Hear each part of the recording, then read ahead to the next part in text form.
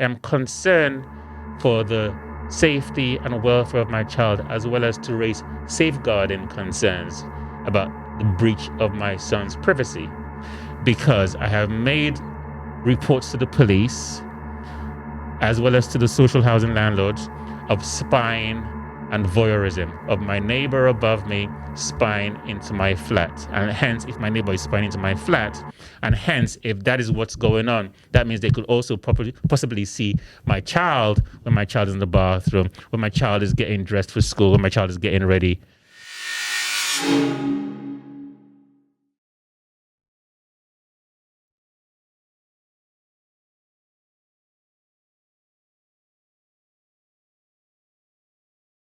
What's going on, people, and welcome back to the Baby Fathers podcast for another brand new episode. I'm your host, and I go by the name of DJ Ridler. Before I start today's show, make sure you subscribe to the channel if you haven't subscribed to the channel yet. Don't forget to press the notification button so anytime an episode comes out, you're going to be the first to know. And make sure you like the video, all right? Cool. So listen up. On today's show, we have another special guest, and he goes by the name of... Father in the Picture. What's that name about? Well, Father in the Picture, initially when Father in the Picture came up, it was actually just to sort of highlight the, because, if you think about it, there's been so much stories about absent black fathers. And it's something I was always concerned about. Fortunately for me, my father was always involved in our lives. But I'm quite aware of how that narrative also affects a lot of black fathers, particularly in the UK and other Western societies as well too. So it was very important for me to be able to emphasize that there are fathers like myself who are actively involved in our children's lives. In my situation, I've actually been a single co-parent ever since my child was 6 months old. Okay. We actually broke up when he was 6 months, and I've actually been involved ever since then.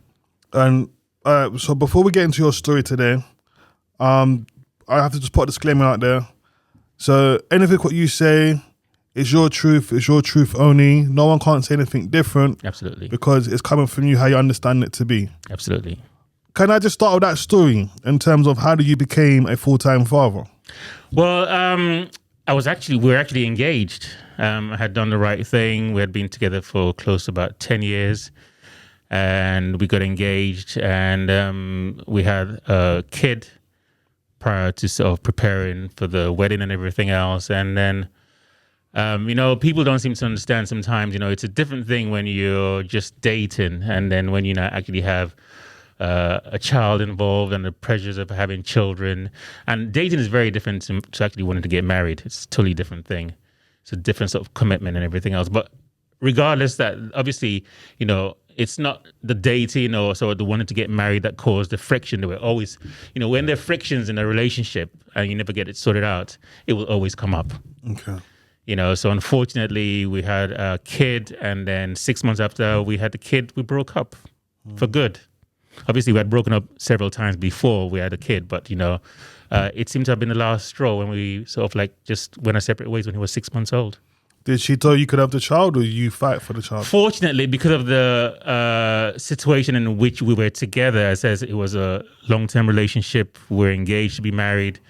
My name was on the birth certificate. So there was never any question about being involved in my child's life. She knew I was going to be involved.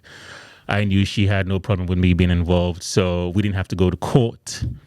We didn't have to go through any court arrangements. It was just an unspoken arrangement that we just knew. So it was a mutual agreement. It was a mutual agreement. She said that you could have the child full-time and she become the part-time parent. No, it was 50-50. Okay, so it's always been 50-50. Yes. All right, so what has brought you down today in terms of what did you come here to talk about? Yes, well, my story is, as I've sort of introduced, first of all, my story is not from the perspective of a baby mother restricting access to the father, because in my situation, we've never had any issues with that. My son's mother is totally supportive of my involvement with our child, and there is no challenges at all when it comes to seeing my child. We share custody 50-50. It's out of the court. We don't require going to court, so there's no issue in that arena at all. However, though, the challenge I have personally faced has been with the system and how the system's approach towards fatherhood, not even just black fatherhood, but just general fatherhood, tends to sort of approach fathers and fathers' involvement. For example, we always have this situation, or we've had this historically, that when couples break up or divorce, the man has to pay alimony, and the man has to get permission to see the child. I mean, these are traditional ideas and ways that societies have shaped, parenting and the idea around parenting, which, if you think about it, post the feminism movement and, equality for all, which is what we're promoting now, it's not really equality for all, because men are still made to pay alimony and pay, child support, even if they're actively involved in the child's life. It's rather unfair. And so the system traditionally, and when I say the system of children's services, social services, even education system, the policing. For example, I've actually been actively involved in my child's life, even when it comes to dropping my child at school, picking my child up from school, going to parents-teachers meetings. So I've had no issue in terms of the teachers or the head staff knowing or providing access to me, because they know I've always been actively involved. But I know that some fathers have challenges being able to go pick up the kids from school, because they say, well, we don't have permission to give the child to you. And I think if you presented with a father who's actively and wants to be actively involved, I believe that father should be allowed access without having to go through the hoops. So my situation has really been mostly with the system, and my engagement with the system over the last going on nearly 5 years now. And this all started around 2019. Prior to 2019, as I said, I'd looked up for my son right from when he was 6 months old, 50-50, and there was no problem at all. But sometime in 2019, I felt the need, and it's probably best I sort of go back a little bit to talk about where I live. This is where I live. It's not the full picture of where I live, but that's the resident apartment where I live, which is run by the social housing landlord. It's one of the G15, and the G15 basically are the big 15 housing associations in the London area, or in the country. Now, we're housed by the social housing landlords where I live. I've lived there ever since 1995. The houses and the flats are exactly identical. So, for example, where my living room is exactly where the living room of the property above is in the same position. Where my toilet is in the same position where the toilet above is. So, lived there since 95. The tenant in the property above, I will call them simpleton for now. The tenant in the property above, had no problem with the tenant. It's a female with 2 daughters. I had kept it to myself pretty much, really, because, when you're a male and a single male, you have to watch yourself. You don't want someone saying that, you're doing inappropriate things. So it's been purely cordial. It's been hello. That's been it, basically. I've never been into the apartment. They've never been into my apartment at all. And it's the neighbor upstairs? This is a neighbor just right above, in the flat above. I basically decided that, something sparked my attention that made me turn my TV down and actually listen. When you live in a property for quite a long time, we're talking about over 2 decades, you're very familiar with the acoustics and the sound around the area. But on that particular occasion, something made me to turn my TV down to actually pay close attention. Now, on paying close attention, I was shocked by what I believe I heard. And what I believe I heard made me call the police straight away to report my neighbor above for voyeurism. Now, voyeurism is spying into somebody's flat and watching them in sexual acts. So this person you're saying was spying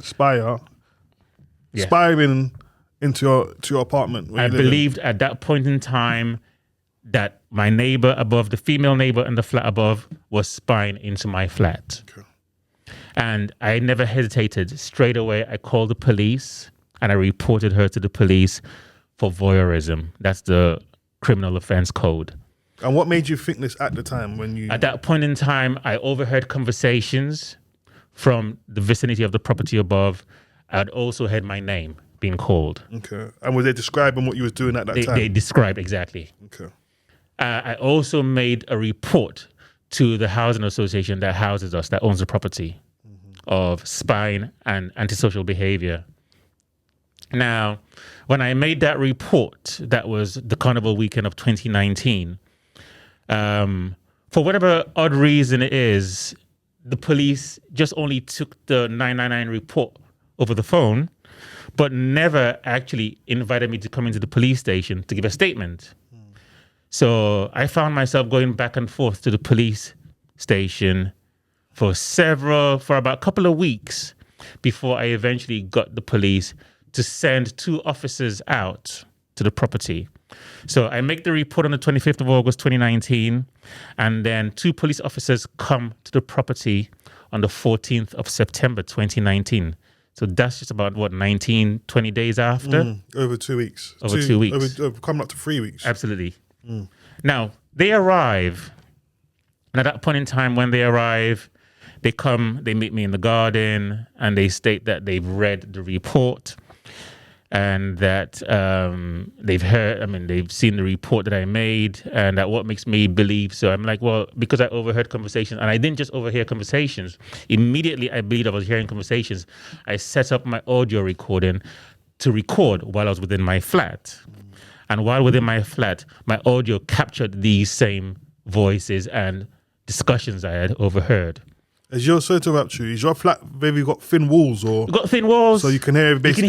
You can hear people. You can hear people walking about. Yeah. And I've been there since '95, so you're very familiar with the acoustics. You're familiar with the voices of your neighbors. Okay.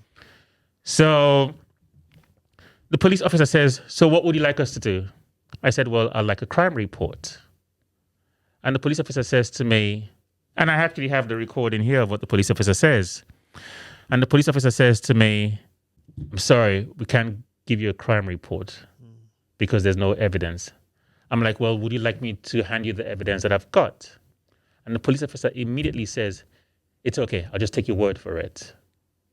Now, I'm not in the police force, in the police service, but I think it's pretty much common sense to know that a police officer does not decline evidence when you offer the police officer evidence for any criminal investigation. And so immediately that sort of sparked curiosity that, I am offering a police officer evidence and the police officer is declining to accept evidence, which seems kind of odd. And just about a week or 2 weeks before this, I had met with the Housing Association's housing officer as well, too. Had received my report of spine and antisocial behavior, has sat with me to talk to me about it. Now, knowing that I've been there since 1995, I very much understand how housing associations operate. When you make a report of antisocial behavior, they have to engage their antisocial behavior policies and procedures. They have to follow it through. They have to follow it through. The first suggestion when I made this report of spine and antisocial behavior was that let's put you in for a transfer, which is it's not according to policy. That's not what they're supposed to do. You're supposed to investigate. They're supposed to investigate first. And sometimes they have timelines on when to investigate these things. And so, all of this started to sort of made me just sort of think, hold on a minute, something's not right here. And then coupled with the fact that 2 police officers arrived on the 14th of September and stated to me that it's okay, we won't take the evidence you're offering us, we'll just take your word for it. That just sounded very odd to me. So I started to have suspicions. I always felt that my neighbor did not have the capacity to do this on her own. If she was doing it, I did not believe that she had the capacity to do it on her own. I believed that she was being supported by other people. I've lived next to her for 20-something years.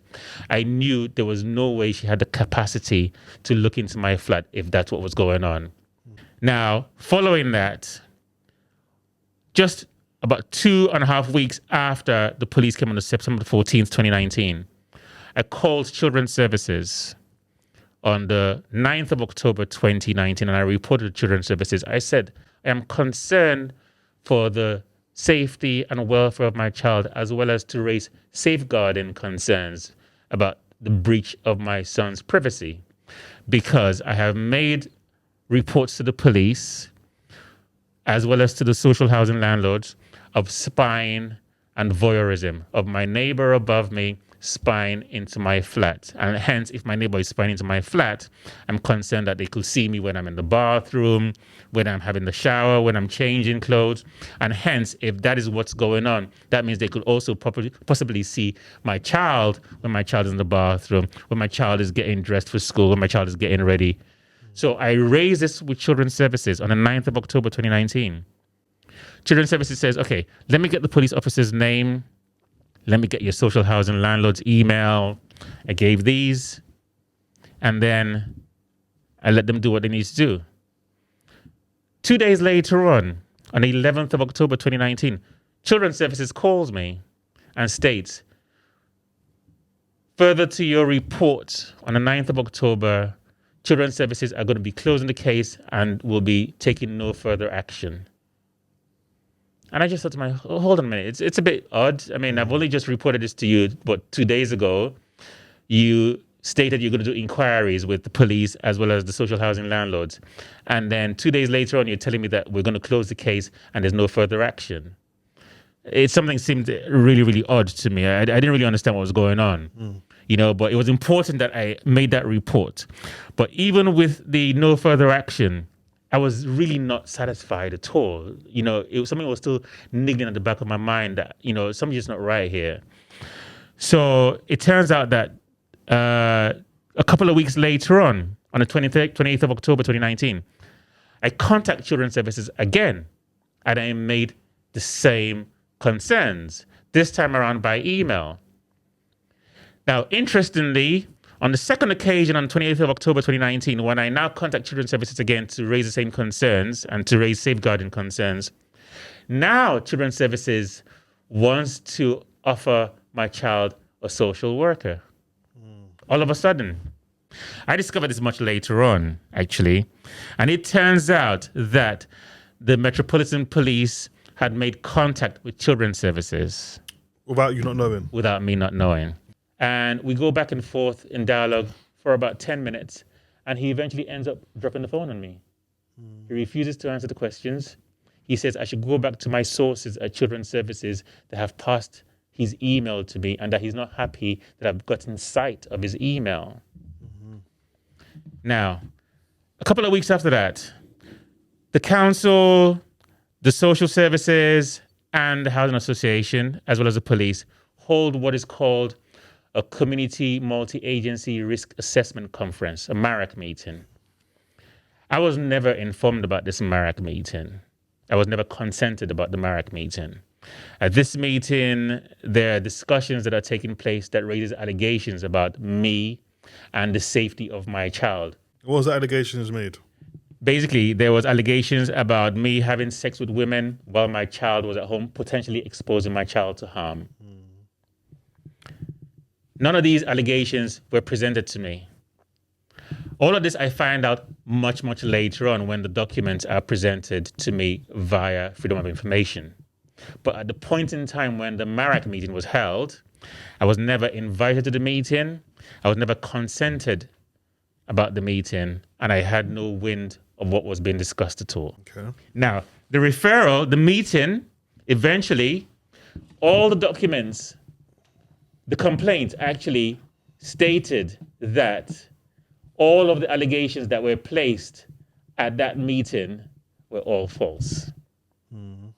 So you had a meeting, a very significant governmental meeting, a multi-agency meeting that took place with all these allegations that, in a sense, if you think about it, it sticks like mud.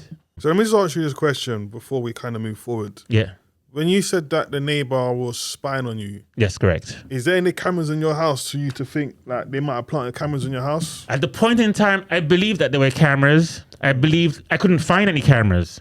But every single audio I recorded, because of how thin the walls are, every single audio recording I made from within my flat really sort of buttressed the fact that I believed that they were spying into my flat, because you could hear them making conversations about activities inside of my flat. Even at one point in time, when I'm looking for the camera, I'm hearing, go ahead, look for it. You could hear it very clearly. So when okay, I see what you're saying. You could hear it very clearly, and I could not find any cameras. There's no holes in the ceilings or nothing? There was no holes. I actually looked very carefully. I actually bought some equipment. On hindsight, I remember coming back one day because I read some stories, and I don't really know if this is a factual thing, but I read some stories in one of these papers that basically there was someone who was convicted for spying into his neighbor's flat downstairs by drilling holes through the ceiling. On hindsight, there was a day when I came back and I saw debris on my floor. I just cleaned it up. I didn't think about it. If it's related or not, I don't know, but I just remember seeing debris on my floor. And it wasn't there before I left. Yeah. You know? But then so many other things have happened ever since then, that just makes it feel really odd, like something's not adding up. So what happened after that then? Move from forward. So I applied for what is called a community trigger. A community trigger is when you've applied to three different agencies. Sorry, let me say that again. When you've made a report to three different agencies and the agencies do not respond or have not responded in a satisfactory manner, you can make a community trigger application. Now, a community trigger application is when the council has to bring these three different agencies together to talk about exactly what they have done to deal with the reports. Now, this community trigger application I made independently, not knowing that the application I made was about a week after they had this community MARAC meeting. They even went even further and stated at the MARAC meeting, and important to state, I was listed as the victim in the MARAC referral. My neighbor above was listed as a perpetrator. The documents, when I received it, they are offering the alleged perpetrator target hardening. Now, target hardening basically is a procedure where the security of someone is strengthened against attack or against just basically the security strength is the security of the person is strengthened. So I'm the alleged victim. My neighbor is the alleged perpetrator, but it turns out that the alleged perpetrator is being offered target hardening protection from me. So it all didn't seem correct. It all seemed very odd. I'm extremely stressed because I'm getting no response, no joy from the Housing Association, no joy from the Metropolitan Police, no joy from Children's Services. So lockdown happens, we're now locked indoors, and I'm still experiencing these things. So as soon as lockdown happens, I put this sign on the building. Now, what sign? Other signs, yeah. I made this, and it's the hashtag. It says London Lockdown Help.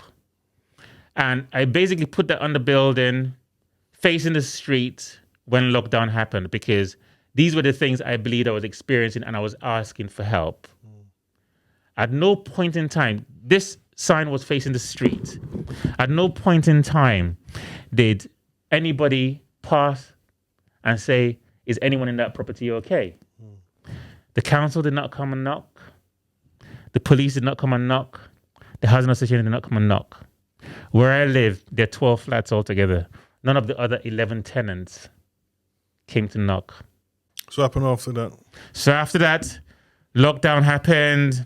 I kept on emailing back and forth with the Housing Association to say, are you going to interview the tenants? He kept on giving me excuse back and forth. So eventually I got a bit frustrated. So in November 2020, I wrote directly to the tenant above. And I said, I have been experiencing noise of a disturbing and distressing nature from your property.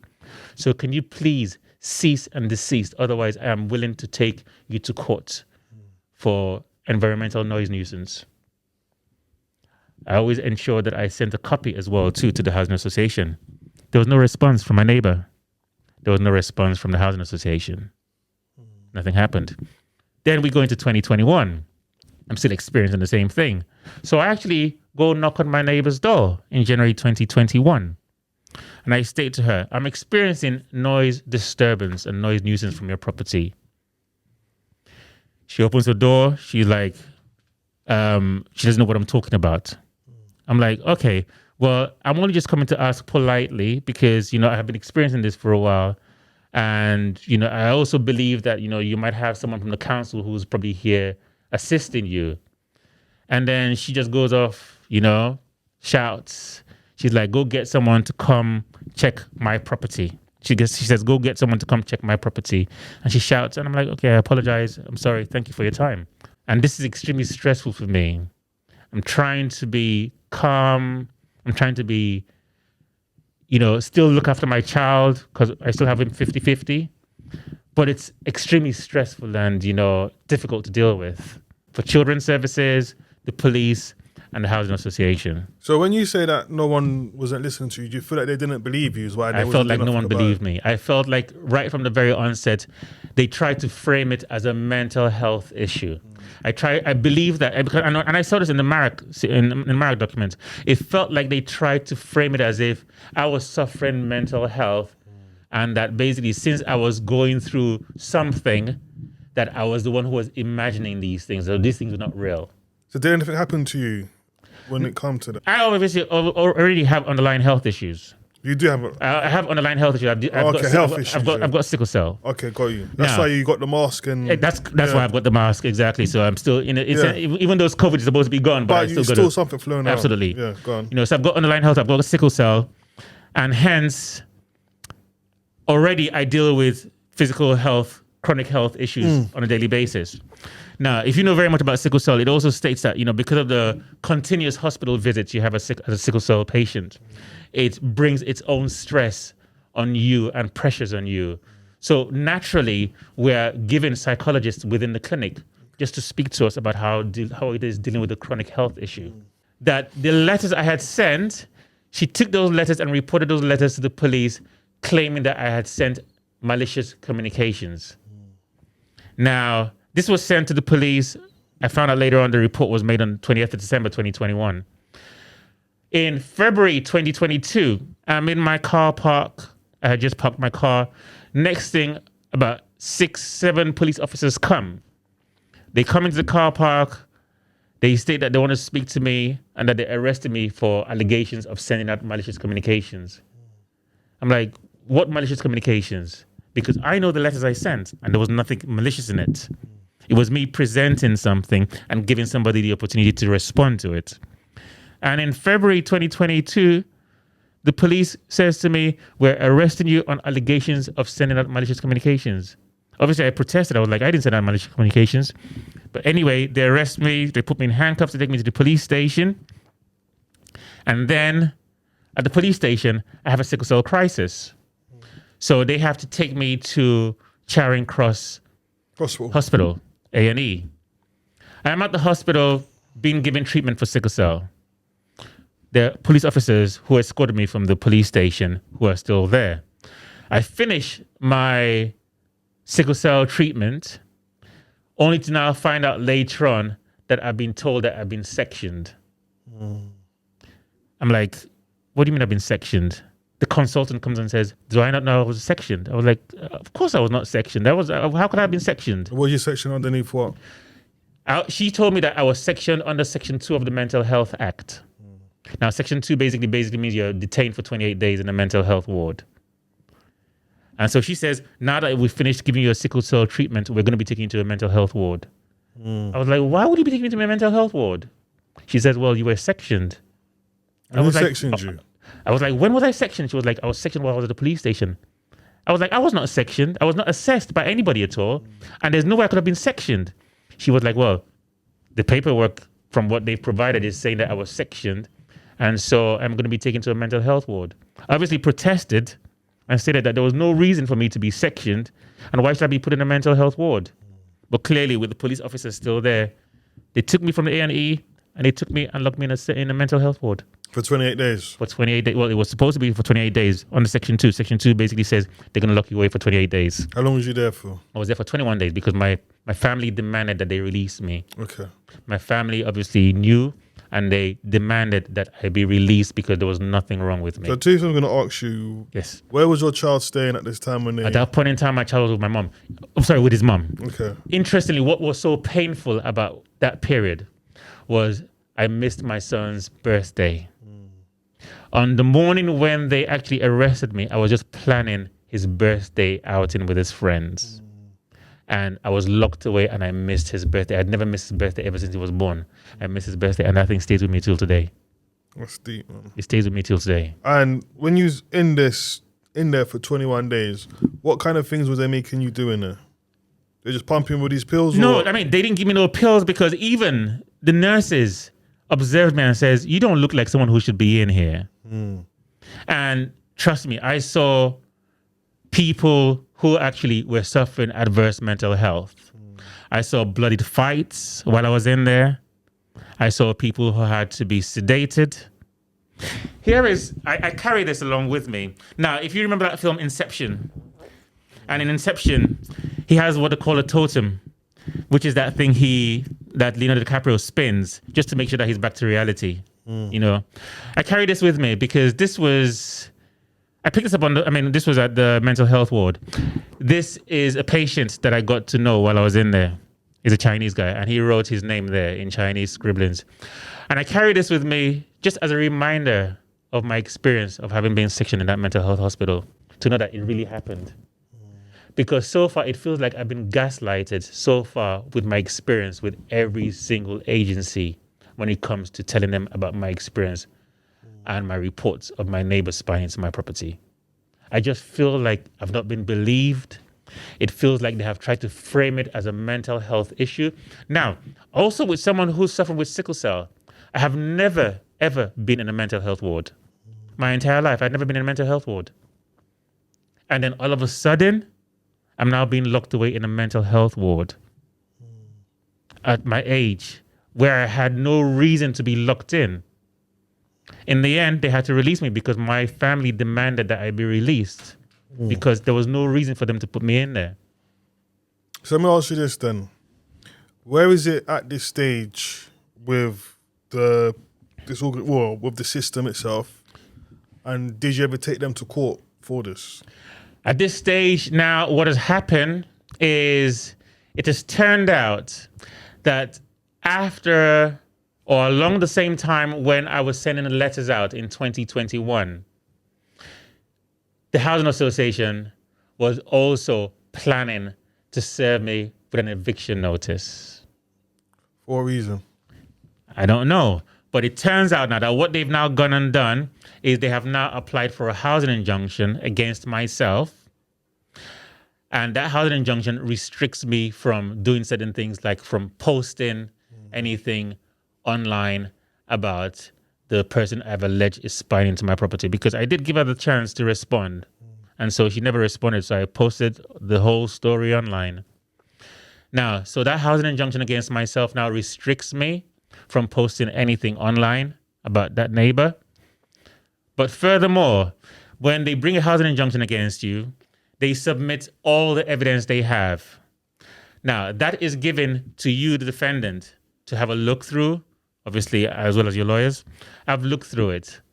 I can now see that my neighbor was sending emails to the Housing Association, which really, in a sense, buttresses the fact that there was a collusion going on all along. She had been sending emails right from 2021 to the Housing Association with false allegations against myself, saying things like, if you don't evict him, then you will have to rehouse us. So let me ask you this question. Obviously, it might sound silly to you. Was there anything actually happen between you lot for her to have this anger at you? Like, was you lot dating at some point? It's odd. It's really odd. She's a mother of 2 daughters. She's in her 50s. One of her daughters is 28 or 29. She's a mother of 2 daughters. Nothing has ever happened between both of us. But interestingly, she has actually made allegations directly in my presence, which I captured on video, that I raped her. So I don't know what's going on. I haven't got a clue what's happening. That was obviously reported to police. And has that been investigated? Now, I report that to the police. The police does not do an effective investigation again.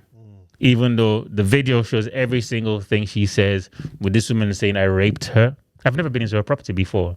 I know her baby father. I know the father of her kids. I talk to him when I see him. I have never touched this woman in my entire life. I have never had dealings with her. I've never been into her property. I never invited her to yours either? Never invited her to my property at all. This is a woman, when I moved there, she was already there with children. She was already there with her baby father. I was there with my partner. So there were never any dealings at all whatsoever. There has never been any dealings with her at all whatsoever. Now, when she's coming up with this allegations of me raping her, I'm still baffled. And interestingly, that's captured on video. So I guess when the time comes, we shall play that at the court. And she'll have to atone for that and say what exactly is, when, where, and how I raped her. So if she's saying this, did she ever go to the police to tell them about this allegation that she tried to make against you? Or did you just told the police? I just told the police. I took the video and police did nothing about it. They charged her with a public order offense. But a public order offense is different from allegations of rape. They're two different things. I expected them to charge her with false allegations of rape. They didn't do that. They charged her with a public order offense, which she was eventually convicted for. But they didn't charge her with false allegations of rape. And even still, I would expect them to investigate it. If someone makes an allegation of rape, this is why a lot of people are taking, looking at the system and saying it's a bit of a joke now, even when it comes to rape allegations. Because if someone makes rape allegations, hopefully it should be investigated. And then at the same time, if you now have women who are making false rape allegations, it's making a mockery of the system as well. Because real survivors, victims, you see what I'm trying to say? Yeah. So I don't know. I cannot tell you what's going on. But as it stands right now, there's a court case. And I'm still awaiting the trial. And when I say court case, a civil case in terms of the housing injunction that's been brought against me. And will you be taking them to court for sending you into their mental health place? There is still a complaint, which is outstanding at the moment now. The complaint system happens that when you send the complaint through to the NHS, they come back with a response, but then you can complain or you can escalate your complaint to the Parliamentary Health and Social Care Ombudsman. And that's where it's at the moment now. And if what happens from that, would you be taking it the full way? Absolutely. Because I was deprived of my liberty. I was sectioned. I actually protested them sectioning me in the first place. So I made it very clear that there was no reason for me to be put into a mental health hospital. So I protested. I stated there was nothing at all wrong with me. Funny enough, the nurses even at the hospital stated that I didn't seem like someone who should have been sectioned in the first place. So the fact that I stated these very, very clearly and I was still ignored, absolutely, I will be taking them to court for that. And the police, was it the police who sectioned you? Or there someone in the police station who may be a doctor who sectioned you? So far, if you're sectioned, if the police believes that you should be taken to a mental health hospital, they are required to complete what is called a Section 136 and fill out a Form 434. Now, if the police has told the mental health or told A&E or told whoever that I was sectioned, they are supposed to provide this Section 136 paperwork. Until today, nobody can find that Section 136 paperwork. The NHS states they don't have it. The mental health ward states they don't have it.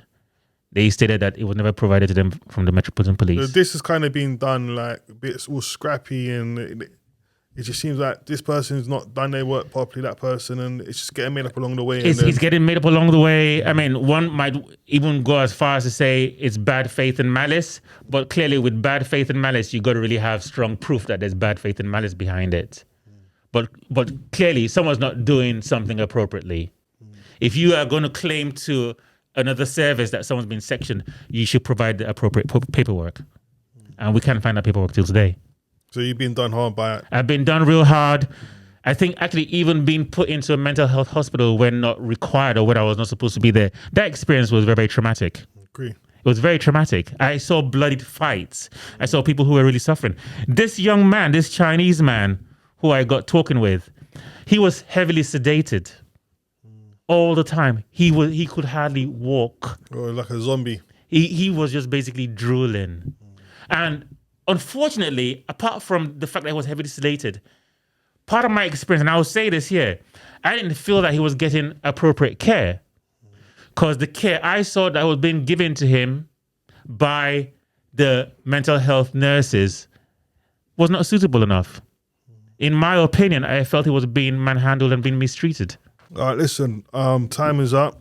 Thank you so much. I appreciate your time. Thank you for coming on. I know obviously it's been a bit of a different show today. Cool. So listen, to anyone who's been watching today, I want to hear your views in the comments below. Also, make sure you subscribe to the channel. If you haven't subscribed to the channel yet, press that notification button. Don't forget to like. To any fathers who may be going for father problems, any father being denied access, do check out our website at thebabyfathers.com. Do check it out. There's some information on there to kind of get the ball rolling, to get you started. It's like a landing page to start somewhere from. It's got forms in that as well, like the C100 and all of that. Just check out the information on there. But yeah, once again, thank you for coming on. Thank you. And till next time, everyone, peace. And we out.